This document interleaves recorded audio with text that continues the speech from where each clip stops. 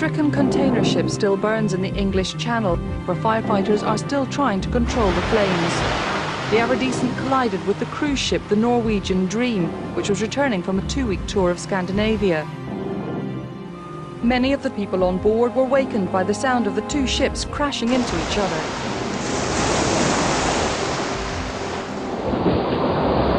Mayday, Jamaica. My position is 51.25.6 north, 0057.0 east. I have 5 persons on board and drifting. Over. The situation, as we understand it at the moment, is there's been a collision offshore between a passenger vessel and a cargo vessel. And as a result of that collision, there has been some form of evacuation. We don't know the dynamics of that evacuation, whether it's from one ship or from both ships, but what we do know is that there is a good chance there will be lots of people. So there's been this incident at sea where 2 ships have collided, and passengers from the passenger liner in the water in boats being rescued, and Britannia Lifts have very kindly allowed us to use an empty premises of theirs as somewhere for people to be brought to. They'll be wet, they'll be cold, they'll be in shock, they'll be hungry and thirsty. They can be cared for. We're receiving information from the outstations. Messages are coming in, we're passing the messages through to the emergency coordinator, and then we get responses back, and then we pass that back out to the stations.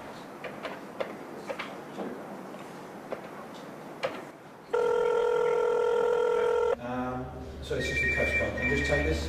Emergency planning, Steve. Good morning, this is exercise Ketley control. We have been alerted to a collision at sea, And we've been asked to alert you to start plotting a search. from Minis Bay to Egypt Bay. What we've got this morning is part of the whole operation is the use of an organisation called Air Search, which is one of the voluntary organisations that we use here in Kent in the event of there being an emergency. The helicopter that is about to take off from Rochester Airfield this morning is part of Air Search, and they will be going over the designated search zone and will be helping to coordinate the search from the air, and they will then relay any information back to the people on the ground so that they can then deploy either the lifeboats or we can deploy the other voluntary agencies if it's on the foreshore.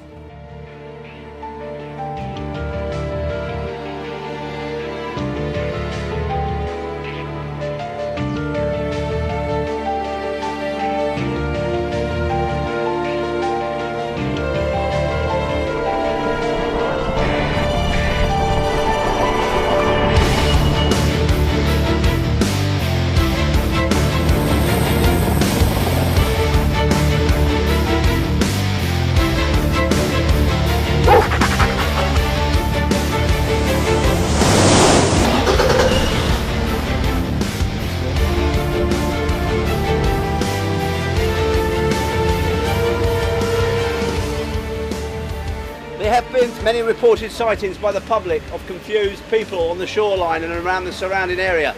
But when the emergency services have got there, they could find no one.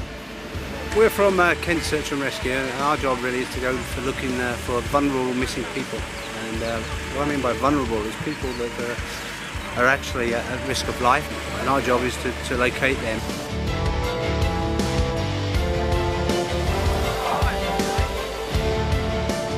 We're running this voice setup to exchange messages on behalf of the Ketley exercise, and we're also running a role of passing pictures. So when pictures come across, that will explain what's happening at this location. And get some idea of the complexity of all the radio addresses we're dealing with from here. It's a complex operation involving a lot of frequencies and a lot of people who know what they're doing. This is a new system called Salmon, which is a search management tool. This allows us very quickly to segment areas and detach teams to those areas. We can also do some live tracking on the map itself. We've got a tracker on one of our dog teams, and we can actually see as the dog progresses through the search where he's been, what he's done. We're using air sensing search dogs to help find vulnerable missing people who may have been part of this exercise out here in the marshland behind the coast today. The dog's looking for the scent coming off the missing person, which is a much bigger thing to find than a person itself, so we can cover a lot of ground very, very quickly compared to a foot team. It's all about how quickly we can cover the ground. We're deploying the team to do recovery of 2 casualties on the cliff face. The problem we've got here is these cliffs crumble. That's why we have this safety edge and why we have so many lines protecting stuff, because if it does start to go, I've got to look after my 2 guys, obviously. At the moment we're just finishing off prepping and then we'll be ready to go.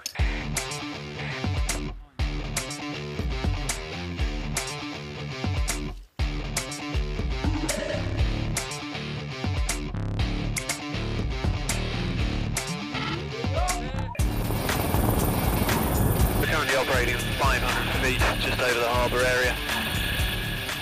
We've only got 1 boat. These people are waving to us.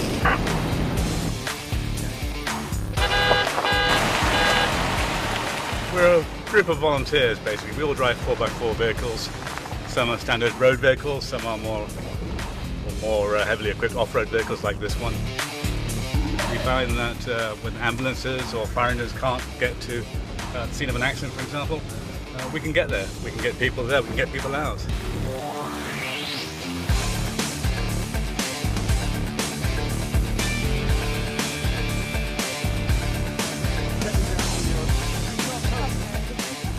You okay? Are you a bit cold? I'm really freezing cold. Just come in from the sea. Were you on a lifeboat? Or? I was like... Okay, calm down. You're alright now. I'm so You're okay. cold. Alright, you're alright.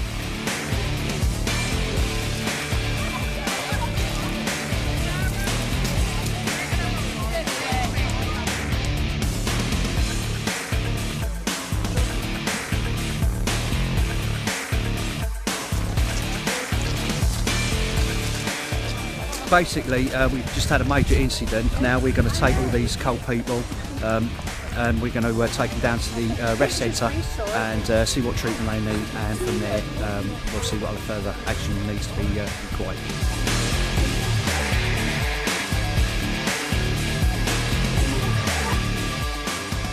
There's some empty buildings at Sheerness on the Isle of Sheppey, and so we're using one of those as a rest centre.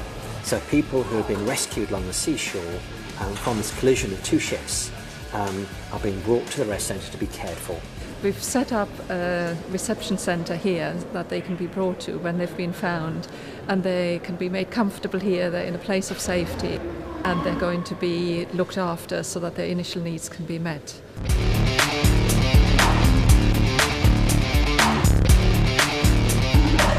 You may find that people arrive who are very, very cold, who need a bit of help in the first place, so that needs to be done immediately. Got a young lady here with hypothermia.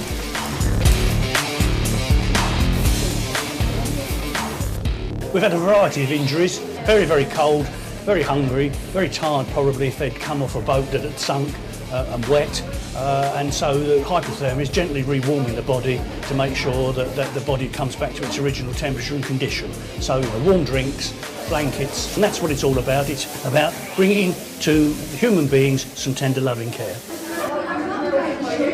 It's very important. We bring them in and talk to them, ask them how they're feeling and to tell us what's happened, and if they'd like a cup of tea, and sit them down and have a general chat with them.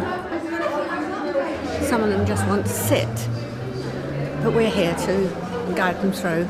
I think it's going very well. Everybody's calm, collected, fed and watered. The WI's done a fantastic job in ensuring that people have had tea, coffee, and now everybody's just having their lunch, so everything seems to be going quite well, yeah.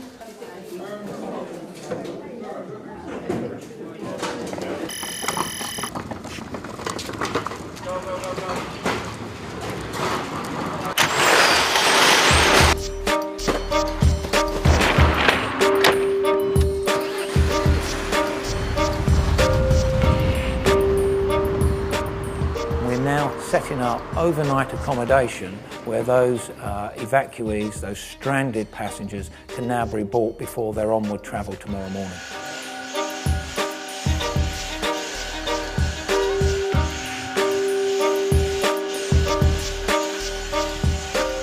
The aim of this exercise was to test the ability of the voluntary sector to be able to coordinate and work amongst themselves. And apart from a few local individuals from the Emergency Planning Unit, Kent County Council, this has been a totally voluntary run exercise. And it's great just to work with all kinds of parts of the voluntary sector all together, all as a team. It really is an excellent response. We see lots and lots of emergency exercises and people say, well, you know, that event will never happen. Why do we do that? Well, this is the reason we do that. And that is to ensure that when it actually comes to the day of the race, when a real emergency happens, we can best serve the people of Kent and those that have been affected by the emergency as effectively as possible. I'd like to say thank you to Kent County Council Emergency Planning Department and Kent Resilience Forum, which all the voluntary sectors that attend emergencies belong to, for allowing us to participate in today's exercise. It's really been good. Thank you.